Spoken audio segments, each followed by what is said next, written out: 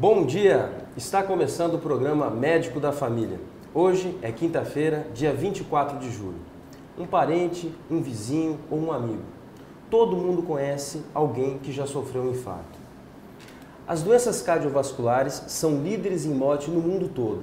E aqui no Brasil, o infarto é responsável por 30% das mortes.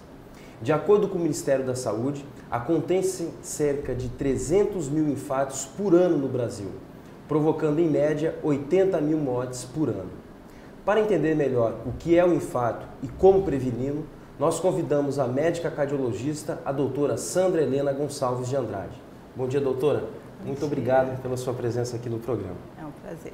Doutora, para começar, o que é o infarto? Como que ele ocorre? Bom, o coração, ele é um músculo cuja função dele é bombear o sangue para todo o organismo. Para ele exercer essa função, ele precisa também receber sangue e junto com o sangue ele recebe o oxigênio e os nutrientes que ele precisa. Os vasos responsáveis por mandar sangue para o músculo do coração são as coronárias.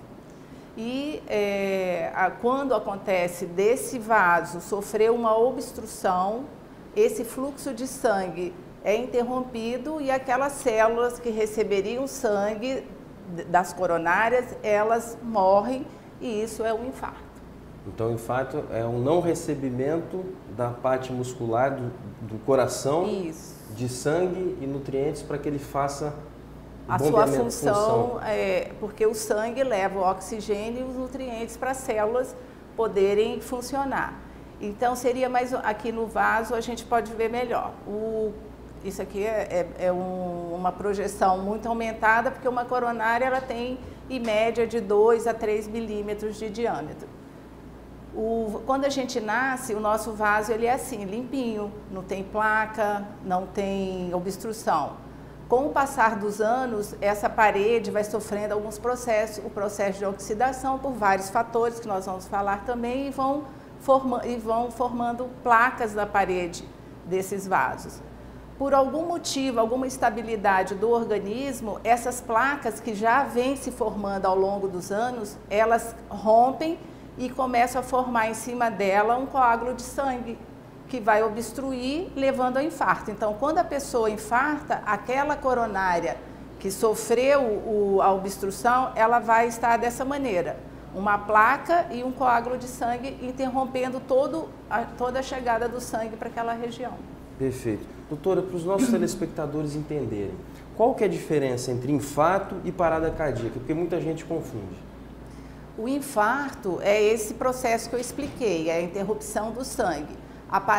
O infarto pode levar à parada cardíaca, que seria justamente essas alterações, dependendo da extensão do músculo comprometido, ele pode fazer uma arritmia, pode fazer uma falência da bomba e o coração parar de bombear esse sangue. Aí ele sofre uma parada cardíaca. E quais fatores podem causar um infarto, doutora?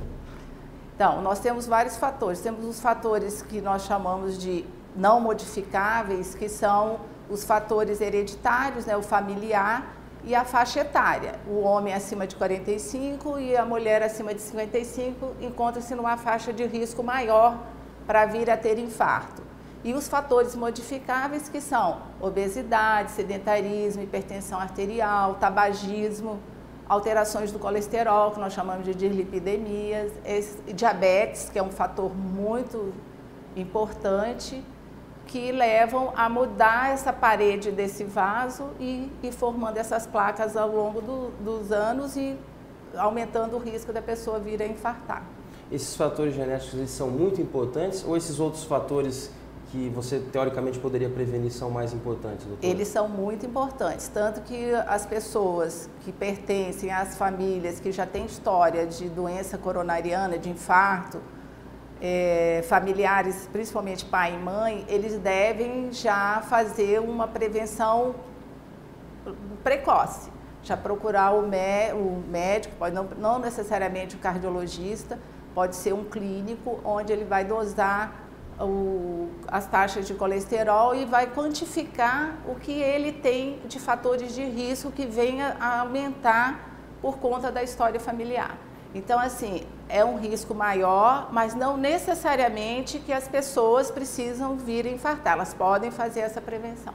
A prevenção ajuda muito a prevenir, mesmo que eu tenha uma genética ruim, doutora? Com certeza, porque você evitaria esses outros processos de estresse que nós chamamos na parede do vaso.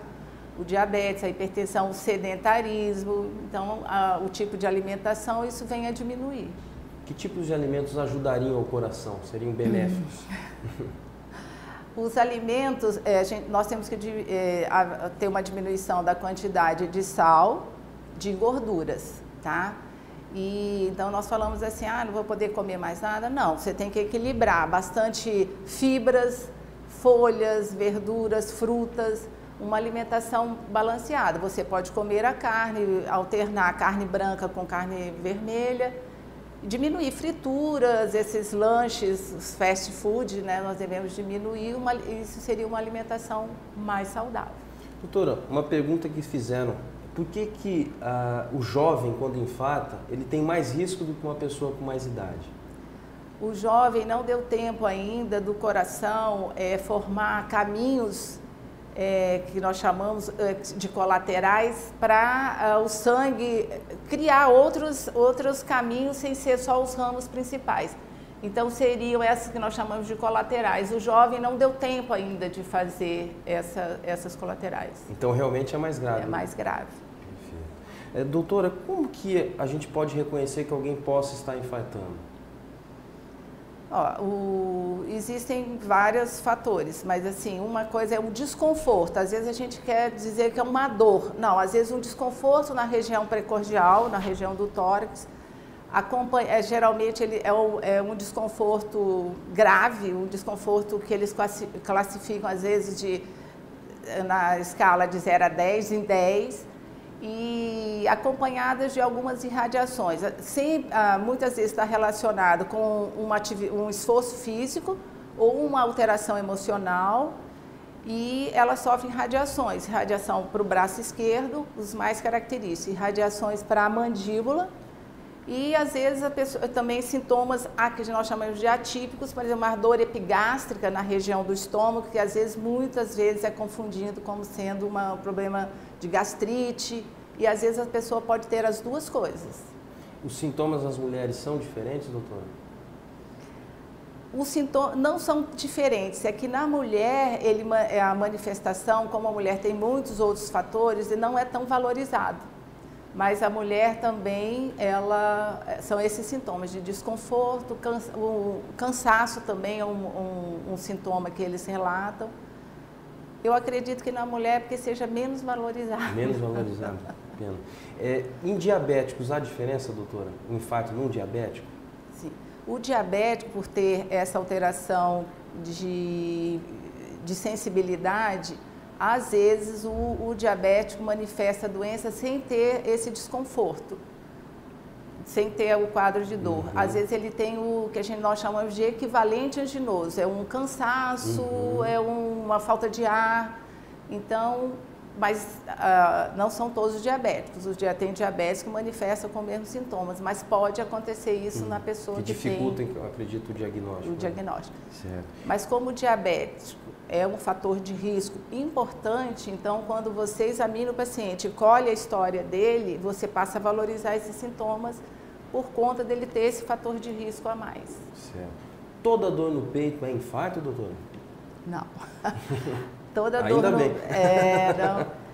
Mas o que hoje você se preocupa, e existem as unidades de dor torácica, que é você afastar aquilo que coloca você em risco maior de vir a morrer ou de sofrer uma sequela maior, que seria um infarto. Então, hoje há uma necessidade de se fazer o diagnóstico diferencial. Mas existem outras causas, por exemplo, como eu falei, gastrite, refluxo, dor na coluna, e tem uma outra doença mais grave que nós chamamos de dissecção de aorta, que é um diagnóstico também de risco e que tem que ser interpretado rapidamente. Pneumonia, um pneumotórax, que é uma alteração que acontece a nível de tórax e que também dá dor e dor importante.